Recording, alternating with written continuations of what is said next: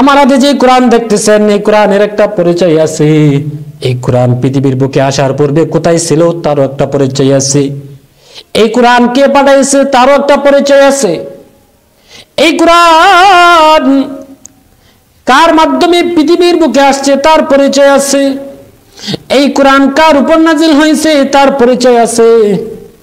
এই কোরআন কবে আসছে তার পরিচয় আছে। কোন মাসে আসছে এটার পরিচয় কোরআন দিবেন। কাদের জন্য কোরআন এসেছে তার পরিচয়ের জবাব আল্লাহ কোরআন দিয়ে দিতেছেন।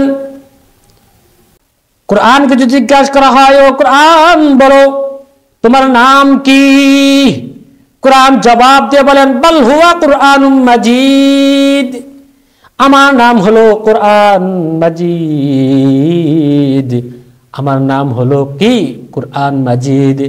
এখন যদি কোরআনকে জিজ্ঞাসা করা হয়, ও কোরআন বলো তুমি দুনিয়ার বুকে আসার পূর্বে কোথায় ছিলে, কোরআন জবাব দিয়ে বলেন, ফি লাউহিম মাহফুজ।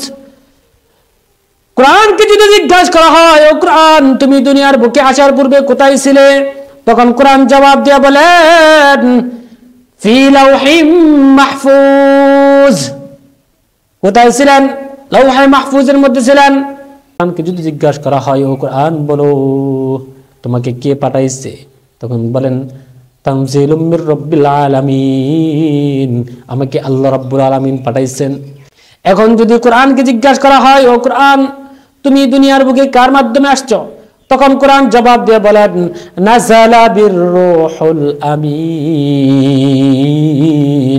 আমি রূহুল আমিনের মাধ্যমে আসছি। আল্লাহু আকবার। এখন যদি কোরআনকে জিজ্ঞাসা করা হয়, ও কোরআন বলো তুমি রূহুল আমিনের মাধ্যমে আসছো, জানতে পারলাম তুমি কার উপর নাযিল হইছো, কোরআন জবাব দিয়ে বলেন, নুজিলা আলা মুহাম্মাদ, নুজিলা আলা মুহাম্মাদ, কোরআন নাযিল হয়েছে মুহাম্মাদুর রাসূলুল্লাহ সাল্লাল্লাহু আলাইহি ওয়াসাল্লামের উপর। এখন যদি কোরআনকে প্রশ্ন করা হয়, ও কোরআন জানতে পারলাম তুমি দুনিয়ার বুকে আসার পূর্বে লৌহে মাহফুজে ছিলে, আল্লাহ পাক তোমাকে পাঠাইছে, জিবরাইল আলাইহিস সালাতু ওয়াস সালামের মাধ্যমে তুমি আসছো, মুহাম্মদের উপর নাযিল হইছো। কিন্তু কোরআনকে যদি জিজ্ঞাসা করা হয়, ও কোরআন বলো তুমি পৃথিবীর বুকে কবে আসছো, কোরআন উল্টা প্রশ্ন করে, দিন বলবো নাকি মাস বলবো। কোরআন উল্টা প্রশ্ন করে, দিন বলবো নাকি মাস বলবো। তখন বলেন আপনি মাস বলেন। তখন আল্লাহ রাব্বুল আলামিন বলেন, শাহরু রমাদানাল্লাযী উনজিলা ফীহিল কুরআন, আমি রমজান মাসে কোরআন নাজিল হয়েছে।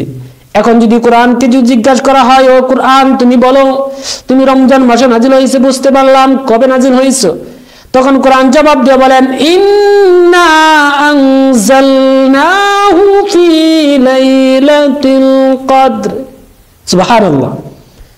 ইন্না আনজালনাহু ফি লাইলাতুল কদর, কদর রাতে নাজিল হয়েছে। কবে নাজিল হয়েছে? কদরের রাতে। কদরের রাতে কোরআন নাজিল হয়েছে। কোরআনকে যদি প্রশ্ন করা হয়, ও কোরআন বলো তোমার সব পরিচয় জানতে পারলাম, এখন তোমার আর একটা কঠিন প্রশ্ন হলো তুমি কার জন্য এই পৃথিবীর বুকে আসছো, তখন কোরআন জবাব দিয়ে বলেন, হুদাল লিল মুত্তাকিন, হুদাল লিন্নাস। আল্লাহু আকবার। হুদাল লিন্নাস, সকল মানব জাতির জন্য আমি আসছি। হিন্দু, মুসলমান, বৌদ্ধ, ইহুদি, খ্রিস্টান, নাসারা কারোর জন্য আমি নির্দিষ্ট নয়। আমি কোরআন সকলের জন্য, কোরআন আমি সকলের জন্য। এই কোরআন আমি কোরআনে মাজিদ, এই কোরআনুল কারীম আমি মুসলমানের জন্য, ঈমানদারের জন্য, বেঈমানের জন্য, হিন্দুর জন্য, খ্রিস্টানের জন্য, ইহুদির জন্য, বৌদ্ধর জন্য, নাসারার জন্য, আমি কোরআন সকলের জন্য, হুদাল লিন্নাস।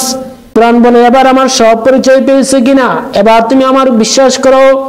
এবার বললেন, লা ইলাহা ইল্লাল্লাহু মুহাম্মাদুর রাসূলুল্লাহ, কালিমা পড়ে মুসলমান হয়ে গেলেন।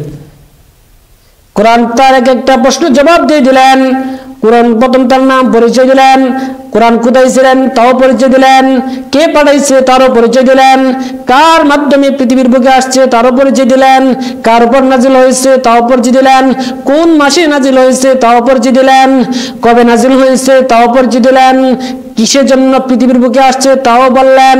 এবার তুমি ঈমান না এনে পারবে না।